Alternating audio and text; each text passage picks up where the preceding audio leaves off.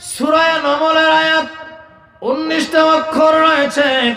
আল্লাহর হাবিব বলেন, যারা আদবের সাথে মহব্বত করে এই বিসমিল্লাহ একবার তেলাওয়াত করে, তেলাওয়াত করার সাথে সাথে আমলনামার মধ্যে 190টা নেকি লেখা হয়ে যায়।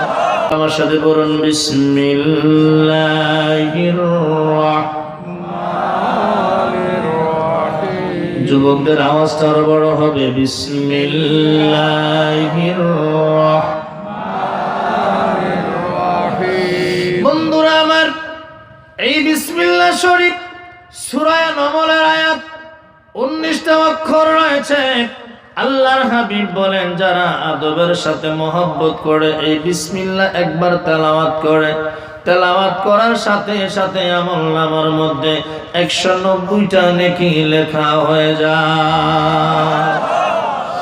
দ্বিতীয়ত আল্লাহর রাসূল বলেন, এই বিসমিল্লাহ শরীফের যারা অর্থ বুঝে তেলাওয়াত করবে, আল্লাহ পাক রব্বুল আলামিন এক হরফের বিনিময়ে 100 নেকি দান করবে। এই বিসমিল্লাহর অর্থ হলো, আমরা আরম্ভ করতেছি পরম করুণাময় কার নামে? সকলে বলেন আল্লাহ। বললে কোনো কবিরা গুণ হইব?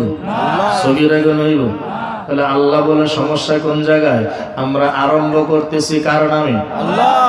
এই বিসমিল্লাহর অর্থ বুঝে যারা তেলাওয়াত করে, আল্লাহর রাসূল বলেন, এক হরফে 100 নেকি। এই বিসমিল্লাহ শরীফে 19টা অক্ষর রয়েছে।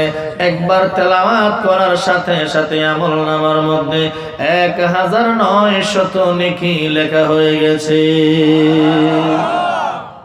এই মাহফিলে আসার তো একটাই উদ্দেশ্য, আল্লাহ